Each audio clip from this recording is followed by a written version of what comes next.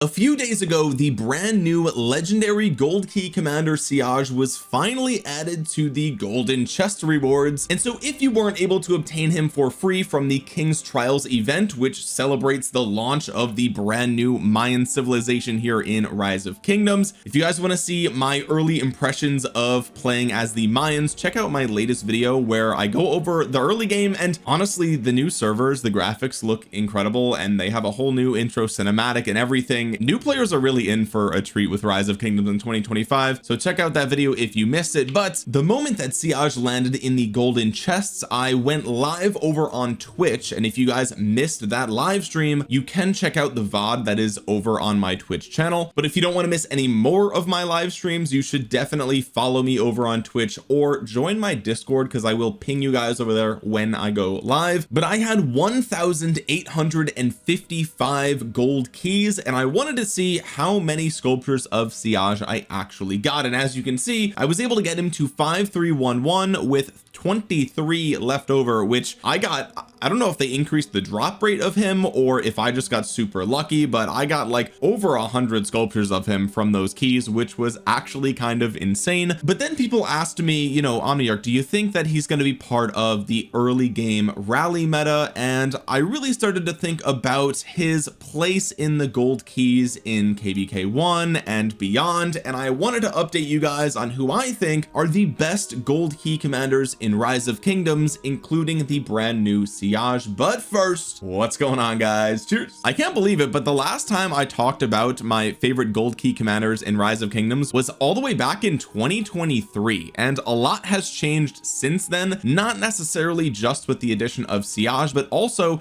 with the museum relics. We actually have tier 3 museum relics for some of the most popular gold key commanders, so we're going to factor that into our new ranking of the top 5 best gold key commanders in Rise of Kingdoms. But let me just be abundantly clear with the purpose of this video. This video is to guide you guys down the path of understanding which of these gold key commanders might be the best in the early game and also into the late game. But even though these are the top 5 best gold key commanders, even ranks 1 and 2 are not necessarily going to be meta in the end game, in Season of Conquest. I think the best commanders in this video are still only going to land themselves around maybe a B tier on a tier list, maybe A tier, and that's including S and S plus, by the way. So it's not like they're taking silver place, okay? They're still taking like bronze at best, if not worse. Okay, so I just want to set that expectation. None of the commanders in this video are end game meta,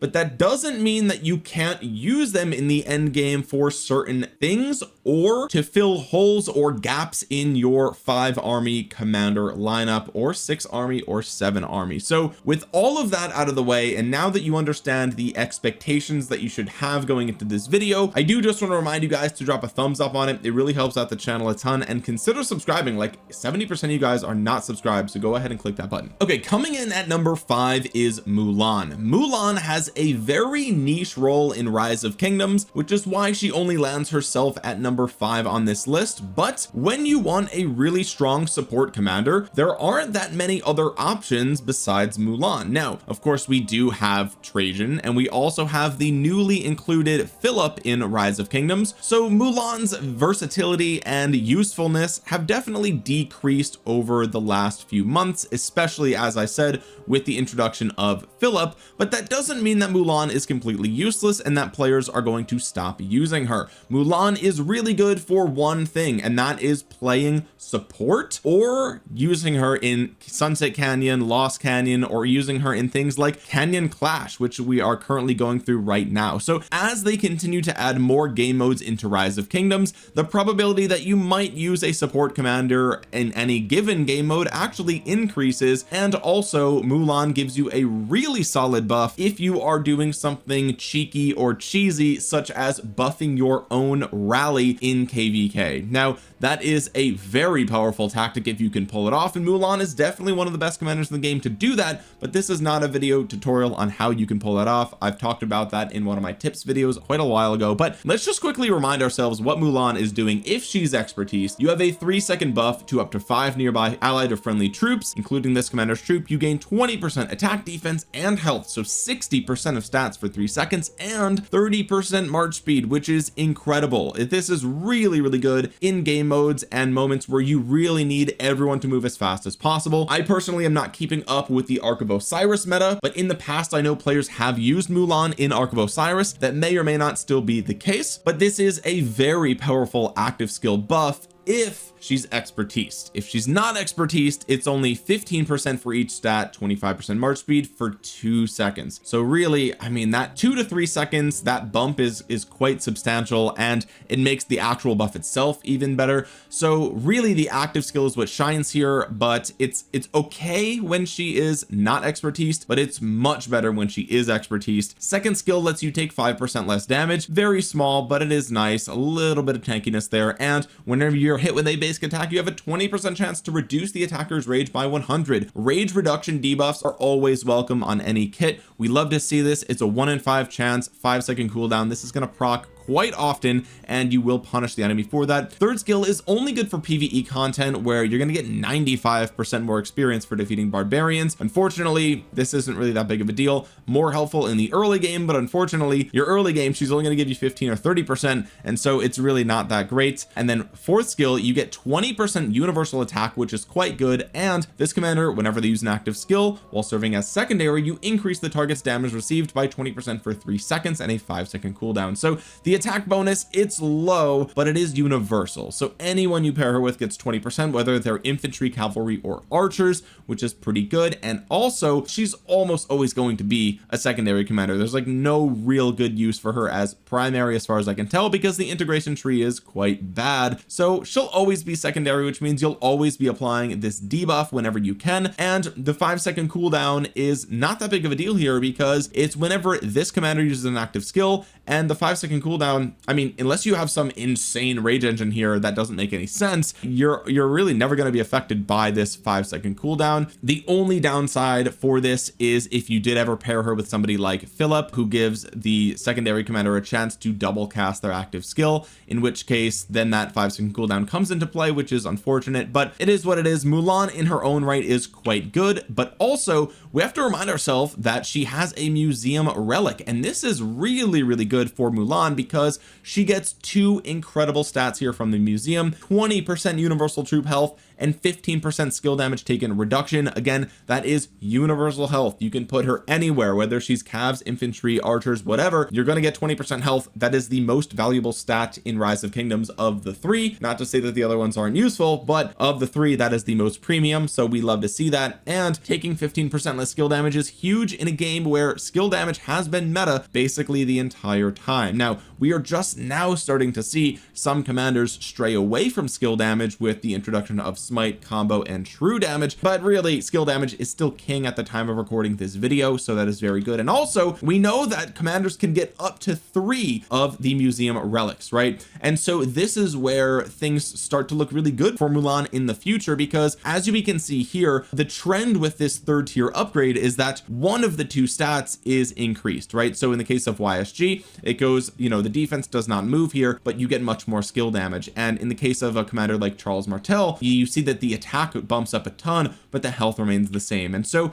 the trend is that one of these 2 will get bumped up when you get the 3rd Mulan upgrade. And the good news is that no matter which one it is, it's going to be a great addition to her kit, whether she goes from 20% health to 30% health, or 15% skill damage reduction to 20% skill damage reduction, or maybe even more for either of those things. I really don't know. We have no idea yet because it's not in the game, but either way, she's only going to get better with time. And again, the fact that this is hence a universal kit means that she will universally get more useful in the future, which is very, very nice. The only question is, like, when is she going to get her tier 3 upgrade? They seem to be like randomly upgrading commanders when they feel like they need it, so I have no idea what's going on there. It's very weird. It's very, very weird. I mean, I don't think any of the Cav commanders have their tier 3 upgrades, and the season 2 and beyond commanders definitely don't, and the leadership commanders don't have their tier 3 either. So yeah, really weird stuff here. I assume the next Cav cycle we will see the 3rd upgrade for Cavs. Who knows about leadership, but it is what it is. With that being said, let's move on to number 4 on this list, and that is none other than our boy Pyrrhus. Pyrrhus is a very impressive early game infantry commander, and unfortunately he doesn't age super well, but he will still deal more damage than Mulan, which is why he goes higher up on this list. His active skill gives him 1400 single target damage factor, and for the next 3 seconds you deal 20% more normal damage, which is kind of nice if you pair with a smite damage commander. However, in order for that timing to work, he would have to be the primary, and a Pyrrhus primary in Season of Conquest is not going to be a good strategy, which is truly unfortunate. He does have the defense tree, but it's just not going to cut it. Okay, so really in the early game is when he would be the primary and really take advantage of this, which is really good. A second skill gives you 10% health, 15% march speed, and 20% normal damage while outside of alliance territory. So again, we see more normal damage bonus here, which is pretty good, but a little low on the stat department. However, the 15% march speed is really nice for infantry, and what's worth noting here is, unlike other infantry commanders in the gold keys, he does not have to wait till he's expertise to get this. Okay, you just get the march speed 5511, you have the full march speed kit and the health, which is beautiful. Third skill gives you 20% infantry attack on the map. Okay, so you do not get this attack if you're in a garrison, or if you are in like a resource node gathering or something like that. You don't get it. It's only when you're open field fighting, but really that's what this video is all about anyway. So 20% attack is nice, and whenever you launch a basic attack, you have a 10% chance to gain a damage absorbing shield for 3 seconds with a shielding factor of 500. It's a very small shield. It's probably only going to last you like 1 turn's worth of normal damage, honestly, maybe like a turn, like a turn and a half. Maybe you'll absorb a tiny amount of damage on that second turn, but if you're being hit, that shield is gone. Okay, and it's an 8-second cooldown, so it's nothing real crazy there. The fourth skill makes you take 20% less skill damage, which, like I said with Mulan, is very good because the meta is still skill damage to this day. So really nice stuff there, and you deal 10% more damage if you have a shield, which again sounds really nice, except for the fact that this shield will be broken almost immediately. So really that all damage is not super great. The expertise says whenever this commander is hit with a basic attack, it has a 10% chance to reduce the attacker's attack by 30% for 3 seconds with an 8-second cooldown. This is a very powerful attack debuff for free. The downside is the 8-second cooldown, so it is what it is. All in all, Pyrrhus has a very solid and well-rounded open field kit for dealing damage. You're quite mobile for an infantry commander, but unfortunately he only has 2 relic upgrades here in the museum, which is weird because other infantry commanders have 3 relic upgrades. So again, I don't know what the upgrade strategy here is that the developers are going with, but it is a very respectable double relic upgrade. 30% defense is incredible because, as you saw from his kit, he's not super tanky. He's kind of built around being a little bit tanky. He's got the defense tree, he's got a little bit of health, and he takes less skill damage, but the 30% infantry defense is really what's going to push his tankiness up there quite a bit. And 10% bonus skill damage is very nice. However, he seemed to be a little bit all over the place. He deals skill damage,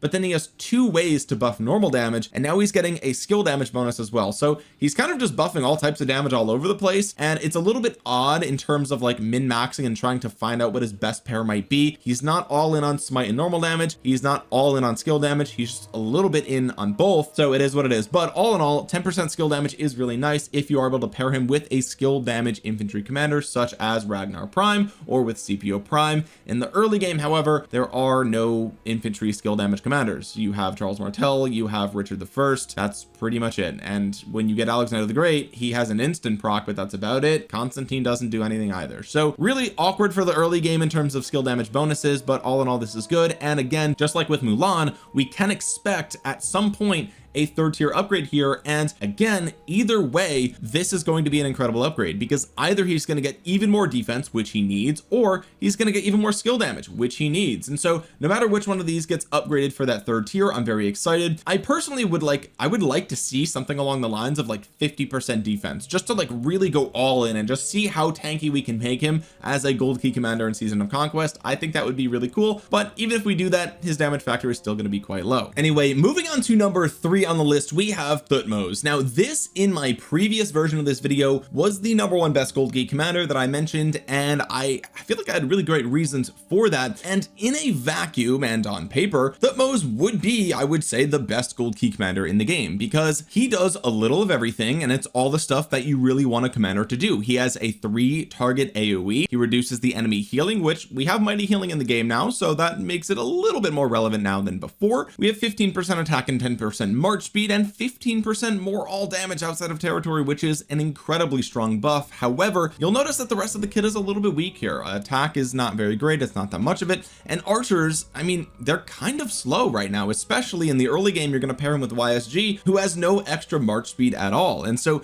10% doesn't really cut it here, unfortunately. And we saw that is true even in endgame with commanders such as Boudica Prime feeling really slow. So all in all, decent second skill. Third skill says you get 10% defense, which is nice to get even more stats here. We love that. But you also have a 10% chance to increase the skill damage a target takes by 15% for 3 seconds, which is very powerful for an instant proc debuff, but it has an 8-second cooldown, which is crazy. The fourth skill makes you take 10% less counterattack damage, which is okay. It's just a little bit of a bonus there for tankiness, and you have a 10% chance of a 700 damage factor instant proc, which is amazing. But again, it's when you're hit with a basic attack, and it's an 8-second cooldown. So in a world where instant proc is actually really good right now in Rise of Kingdoms, it's procking off of the wrong thing. You would want this to proc off of your own basic attacks, but instead it says whenever you're hit with a basic attack. You don't want to be taking hits, basic attacks with Thutmose, okay? He doesn't have the stats to really tank those, unfortunately,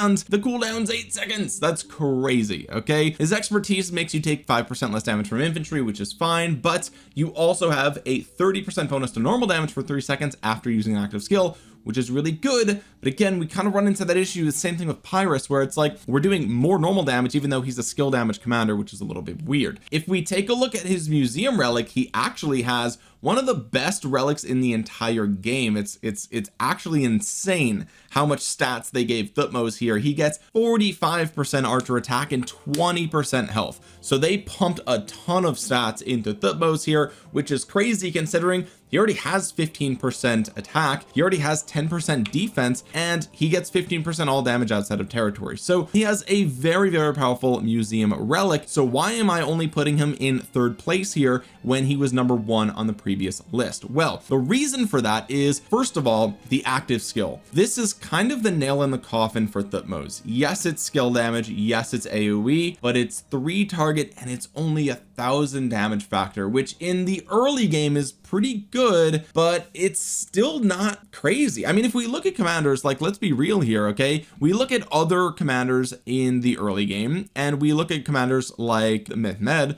who, even if he's not expertised, his damage factor is 1150 to 5 targets. Now, it's a smaller fan shape, but the chance of dealing more damage there is there, and even if you only hit 3, it's still 1150 to 3 targets, right? So it's just straight up a better number, which is quite nice. You look at Ethelfledge, she deals 800, but it's to 5 targets and it's a half circle, and you have a really powerful debuff for 2 seconds on top of that, right? So, you know, even in the early game, I would say his active skill is decent. It's not insane, it's decent, right? And then once you get into late game, it just falls off a cliff. Like, the damage factor is just pathetic. It's just not there, and the extra bonus to reducing the target healing is not as nice as it is in the early game, where there's a lot of like Richards running around and things like that. Also, in my previous video where I put him at #1, I said that, you know, at that time we had just gotten Liu Che and the hype was around smite damage, and we thought as a community that maybe there will be a smite commander that comes to all troop types, right?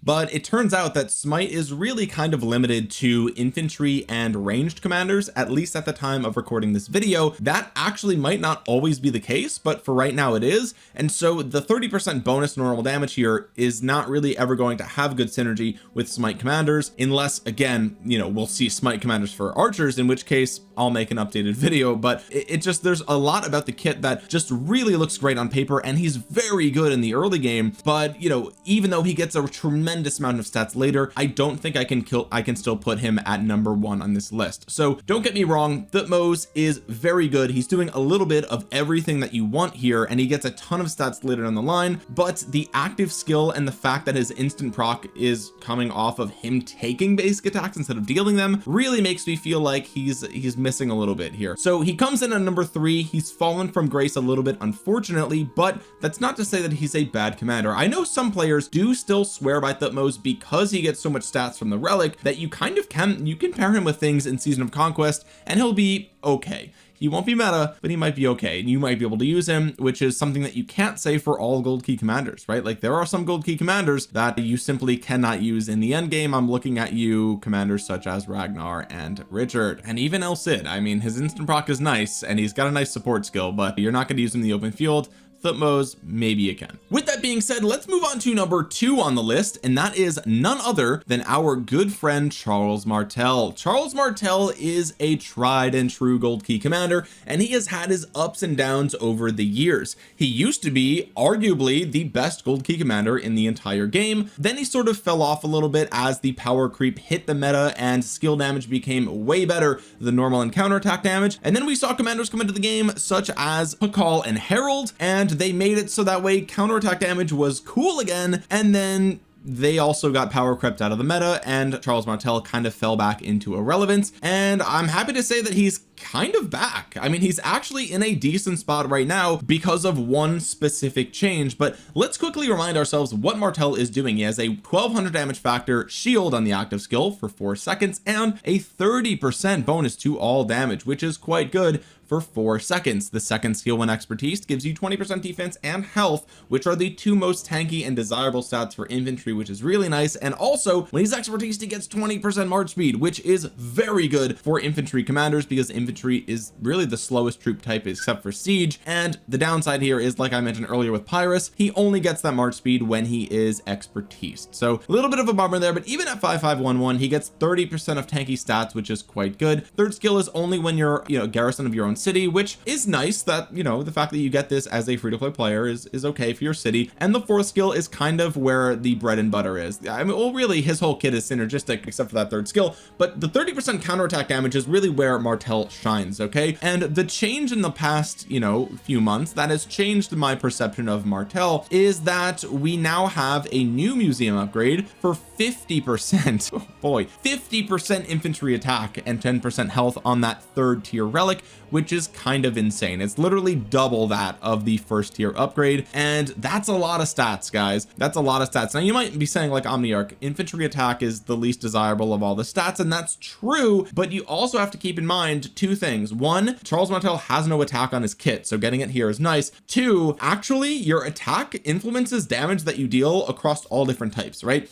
So the higher your attack stat for any given troop type, the more normal damage you're going to deal, the more counterattack damage you're going to deal, the more skill damage you're going to deal, the more smite damage you're going to deal, the more instant proc damage you're going to deal. It's literally all types of damage are influenced by the attack stat. Okay, now bonuses to those damage types are multipliers, which is why they're so much more valuable than actual just raw attack. But it's still really nice to know that getting 50% infantry attack is really going to contribute to the normal and counterattack damage that Charles Martel is really known for. And so in the early game you can use Charles Martel as an effective garrison, and even into the end game in Season of Conquest sometimes I see players pull out a Charles Martel garrison with their best in slot gear, best in slot armaments, and they have the 3 relic upgrade there, and a Martel garrison is really painful to swarm because he gets 30% counterattack damage and 50% attack, and he gets 20% health, 20% defense, and another 10% of health from the museum relic as well, which is like crazy. So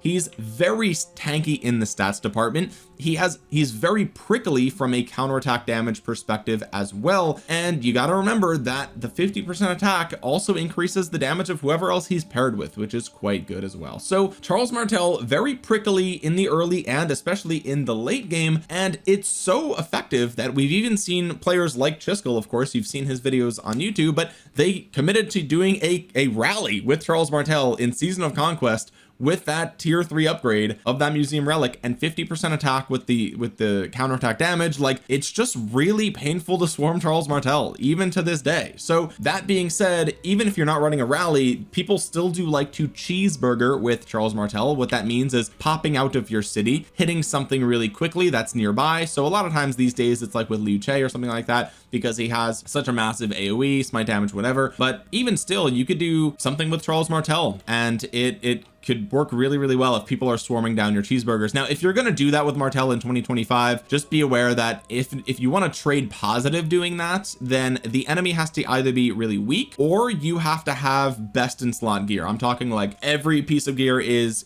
talented. You need to have like iconic 5 upgrades for everything. You have to have really good armaments. So you know, it's in the past Martel was better at cheeseburgering than he is now, but the fact that you still can do it, it's pretty interesting and it's very respectable for a gold key commander. So Charles Martel, a very open and shut case. He's very easy to understand. He's just normal damage and counterattack damage, and that's pretty much it. Really, it's all counterattack damage and just stats, raw stats, right? The shield is okay. It says it lasts for 4 seconds. It's probably going to break after like 2, maybe 2.5 turns. So yeah, it's not as good as it was back in the day, but 30% all damage for 4 seconds is actually kind of insane. So all in all, Charles Martel has made a little bit of a comeback last year, and I think that he's gonna probably stay a little bit relevant for a while. And I want to remind you guys that like Charles Martel, even though he's number 2 on this list, that does not mean he's meta. Okay, that does not mean you should rush out there and use universals on him. It's not, don't do that. All right, but it is worth noting that he's solid even in 2025, and you really need those relic upgrades, but you can make him work. And with all of that being said, let's move on to number 1 on the list here, and that is a commander we talked about earlier, which is Mehmed. Now Mehmed is, ever since the relic system came into the game, Mehmed, his stock has skyrocketed. Everyone's been very bullish on Mehmed. Okay, he's great, and for good reason, right? He's got a 5 target AoE for a gold key commander, is very good. He's the only one with a 5 target AoE. It's 1150 if he is not expertised, and it's 1350 if he is expertised, and you also deal extra direct damage factor to watchtowers and city garrisons, which means he's pretty good for rallying cities. But really, we're talking about open field here, and even if he's not expertised, 1150 to 5 targets is good. Now his cone shape, the shape of the AoE is a bit more narrow than other commanders in the game, which is unfortunate, but I found that in KVK, in these massive open field murder balls, you're probably going to be hitting 5 targets if you're facing the right direction. That's just the way it is. There's just so much condensed fighting going on, and especially if you're in a KVK that has troop collision, or you're fighting on like a, you know, near a pass, or you're fighting on like a bridge, a choke point, you're going to be getting that 5 target hit, even though the fan shape isn't great. Now, do I wish it was better? Yes. Is this definitely a downside? Yes. But even still, again, we're talking about a 5 target damage factor AoE for a gold key commander. Pretty solid, low damage factor, but it's still higher than commanders like Thutmose, right? Second skill, 20% attack and 20% skill damage. That is really good. This is a leadership commander, which means this applies to any troop type. Okay, you can put Mehmed behind Huo, and you've got a nice AoE secondary for him with skill damage bonus that'll apply to Huo. But likewise, you can put him behind Ragnar Prime, and now he's buffing your infantry units with 20% skill damage and 20% attack. So he's very versatile. We love that a lot. Third skill is really just for hitting player cities, so again, really good for that, but nothing that we care about for open field. Fourth skill gives you 10% troop capacity, which is very good, and 10% rally capacity, which again is only good for rallies. But the reason that 10% troop capacity is so good is because troop capacity, the number of troops in your army, scales how much damage you're going to be dealing with everything, right? So the more troops you have, the more normal damage you deal, the more counterattack damage you deal, the more skill damage that you deal, right? All of your damage is based off of how many troops, how big is your army, right? It makes sense logically. The bigger army is going to deal more damage, right? So very good stuff to bring more troops to the battlefield. And again, we talked about the expertise, but Mehmed does a lot of what you love in a commander. The only thing that he's missing is march speed, right? That's kind of the Achilles heel of Mehmed. All in all, he's a great secondary commander for the end game, and he gets even better when we look at his museum relic. He has one of the best museum relics in the game. At tier 2, he gets 30% universal troop health and 10% more skill damage. Okay, so he gets a ton of tanky stats here,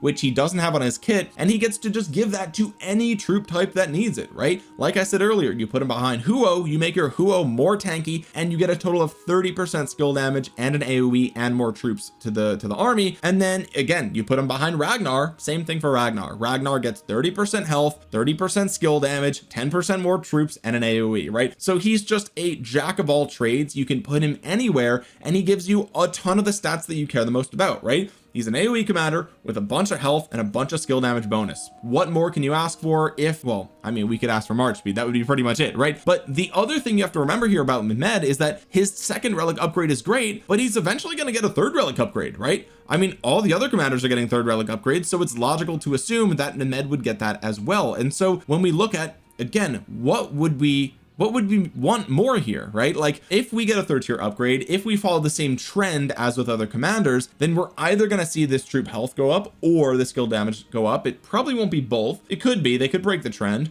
but either we're going to get like 40 or 50% health, or we're going to get like, I don't know, 12-15% skill damage, which again is incredible. If we look at a commander like YSG, he's the commander that I guess is most similar to Mehmed, who has 20% defense, 12% skill damage, and Mehmed's second tier relic is arguably better than that, right? He gets more of a better stat, and it's universal, and he gets almost as much skill damage, right? So even if he only got, you know, the third relic upgrade bumps this from 10 to 12, that'd be kind of pathetic, but it would still be 30% health, 12% skill damage, which is better than YSG. And even YSG has an arguably really powerful relic, right? So all in all, Mehmed is solid right now and will only get better in the future, and he's just universal. You can throw him anywhere. I even tested him out in my most recent KVK at the end of 2024. I put him behind my Huo, and it was pretty slow. I'll be honest, it was pretty slow, but it performed about as good as my Huo William, which is kind of crazy to think about, right? I mean, William has a higher damage factor. There's a lot to love about his kit. We're not going to go into it in this video, but the Huo Mehmed was about as good, if not a little bit better, to be honest with you guys, in terms of his own trades, but you also lose all the utility of William. So you do have a trade-off there, which is unfortunate.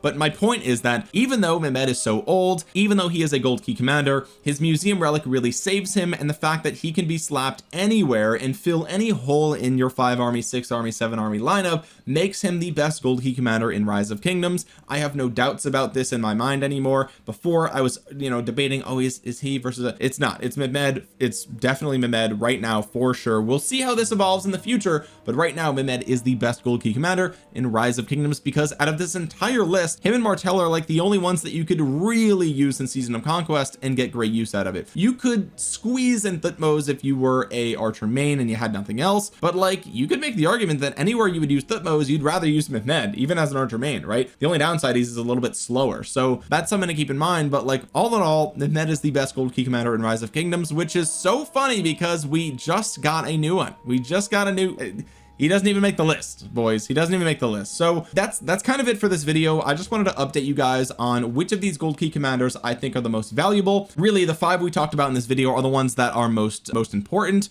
Of course, the gatherers are going to be the ones that you arguably use the most day to day, especially in the end game. Sunduk is incredible. You also have Cleopatra, who's great, and Ashita is okay. He's basically about as good as the new purple gatherer that we got, which is kind of sad for Ashita. But if you look at the gathering speed, it's literally identical to Lady 6 guy, except for Ashita gets 50% load capacity, so he's technically a little bit better. But even still, the gatherers are going to be the most used gold key commanders in the end game for you, most likely. So there's that. And also Cao Cao is great for PvE, so he has kind of his own little niche role, but he's not really meant for PvP. And as you can tell from this video, it was all open field PvP based, which is why we didn't even talk about Cao Cao or the Gatherers. But anyway guys, hopefully you have a better understanding as to how I'm looking at gold key commanders here going into 2025, and if you are new to the game, that should help you sort of narrow down which of these commanders are even worth thinking about, right? It's not even worth thinking about other commanders in the gold keys if we're talking about commanders such as Julius Caesar